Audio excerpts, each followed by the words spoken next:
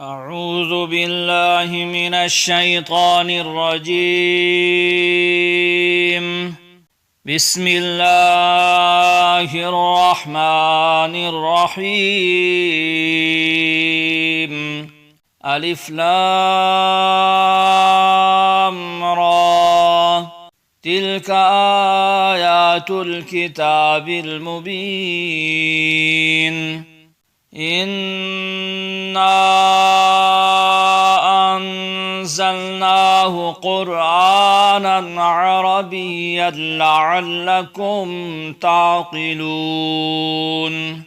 نحن نقص عليك أحسن القصص بما أوحينا إليك هذا القرآن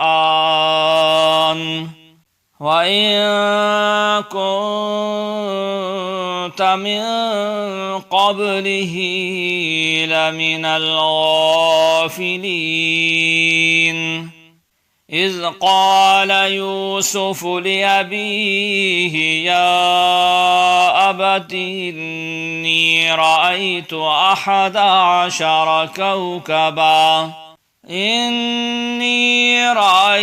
11 كوكبا والشمس والقمر رأيتهم لي ساجدين.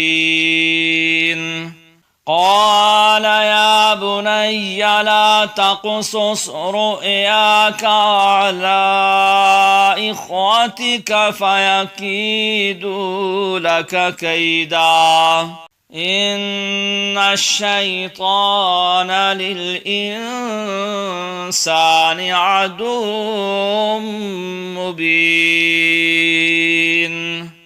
وكذلك يجتبيك ربك ويعلمك من تأويل الأحاديث ويتم نعمته عليك وعلى آل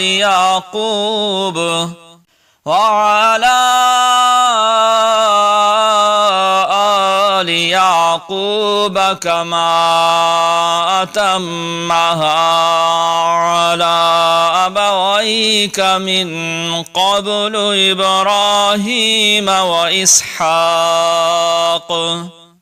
إن ربك عليم حكيم. لقد كان في يوسف وإخوته آيات للسائلين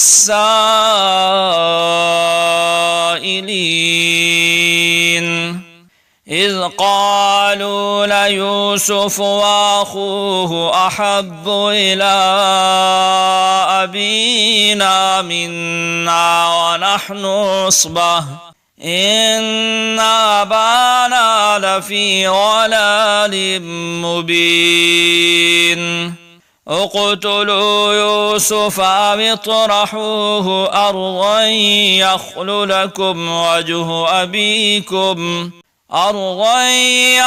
لكم وجه أبيكم وتكونوا من بعده قوما صالحين.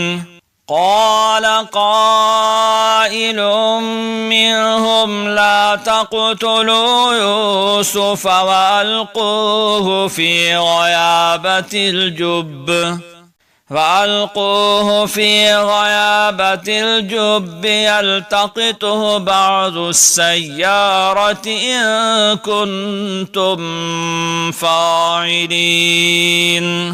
قالوا يا أبانا ما لك لا تأمنا على يوسف وإنا له لناصحون أرسله معنا غدا يرتع ويلعب وإنا له لحافظون. قال إني ليحزنني أن تذهبوا به وأخاف أن يأكله الذئب وأنتم عنه غافلون قالوا لئن أكله الذئب ونحن عصبة إنا إذا لخاسرون فلما ذهبوا به واجمعوا أن يجعلوه في غيابة الجب وأوحينا إليه لتنبئنهم بأمرهم هذا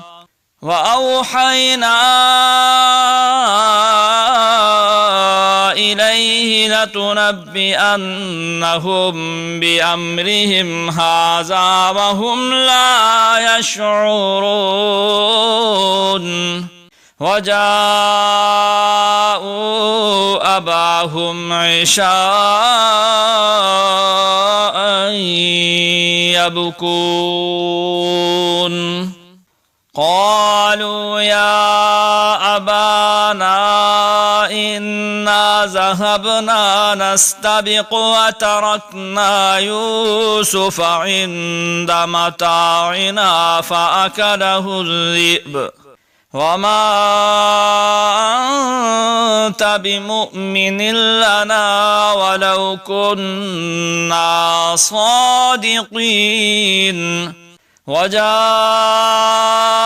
على قميصه بدم كذب قال بل سولت لكم أنفسكم أمرا فصبر جميل والله المستعان على ما تصفون وجاءت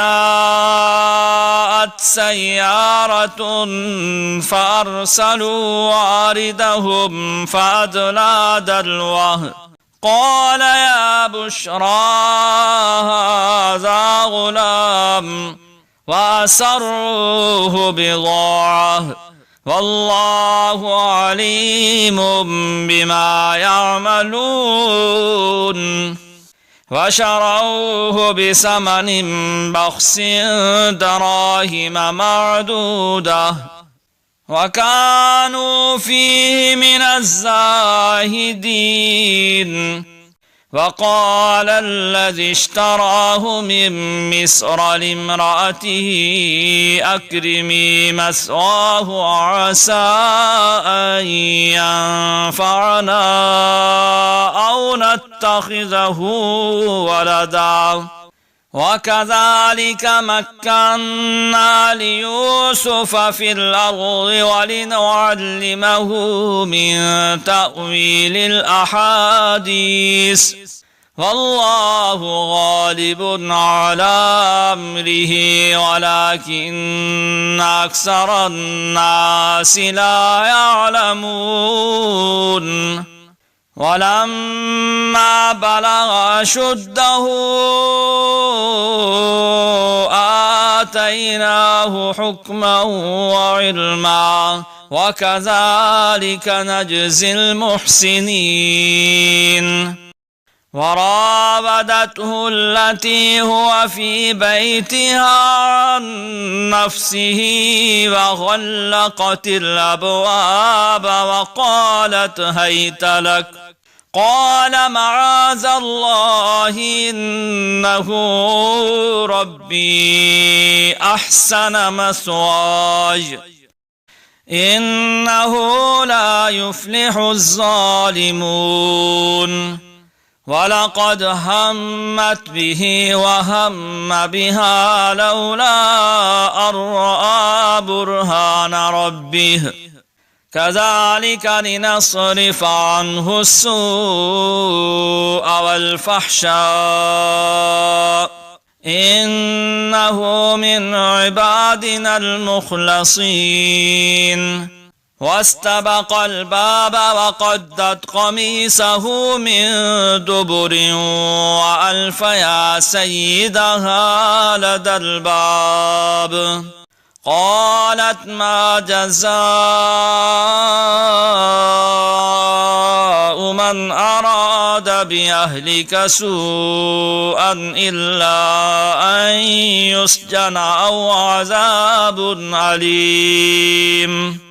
قال هي راودتني عن نفسي وشهد شاهد من أهلها إن كان قميصه قد من قبل فصدقت وهو من الكاذبين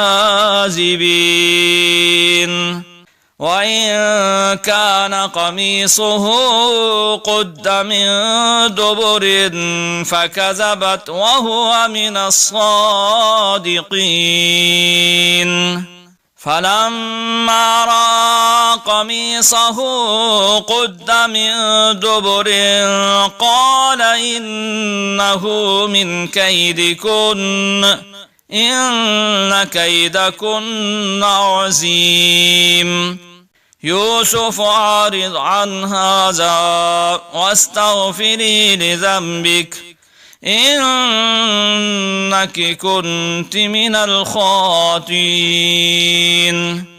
وقال نسوة في المدينة امرأة العزيز تراود فتاها عن نفسه قد شغفها حبا إنا لنراها في ضلال مبين. فلما سمعت بمكرهن أرسلت إليهن وآتدت لهن متكأ وآتت كل واحدة منهن سكينا وقالت اخرج عليهن. فلما رأينه أكبرنه وقطعن أيديهن وقلن حاش لله ما هذا بشرا إن هذا إلا ملك كريم. قالت فذلكن الذي لمتنني فيه ولقد راودته عن نفسي فاستعصم ولئن لم يفعل ما آمره ليسجنن وليكونن من الصاغرين. قال رب السجن أحب إلي مما يدعونني إليه وإلا تصرف عني كيدهن أصب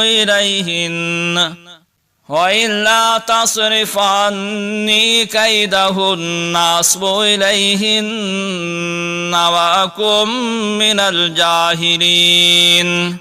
فاستجاب له ربه فصرف عنه كيدهن إنه هو السميع العليم. ثم بدا لهم من بعد ما رأوا الآيات ليسجننه حتى حين. ودخل معه السجن فتيان قال أحدهما إني أراني أعصر خمرا وقال الآخر إني أراني أحمل فوق رأسي خبزا تأكل الطير منه نبئنا بتأويله إنا نراك من المحسنين. قال لا يأتيكما طعام ترزقانه إلا نبأتكما بتأويله قبل أن يأتيكما ذلكما مما علمني ربي إني تركت ملة قوم لا يؤمنون بالله وهم بالآخرة هم كافرون واتبعت ملة آبائي إبراهيم وإسحاق ويعقوب ما كان لنا أن نشرك بالله من شيء ذلك من فضل الله علينا وعلى الناس ولكن أكثر الناس لا يشكرون يا صاحبي السجن أرباب متفرقون خير أم الله الواحد القهار ما تعبدون من دونه إلا أسماء سميتموها أنتم وآباؤكم ما أنزل الله بها من سلطان إن الحكم إلا لله أمر أن لا تعبدوا إلا إياه ذلك الدين القيم ولكن أكثر الناس لا يعلمون يا صاحبي السجن أما أحدكما فيسقي ربه خمرا وأما الآخر فيصلب فتأكل الطير من رأسه قضي الأمر الذي فيه تستفتيان وقال للذي ظن أنه ناج منهما اذكرني عند ربك فأنساه الشيطان ذكر ربه فلبث في السجن بضع سنين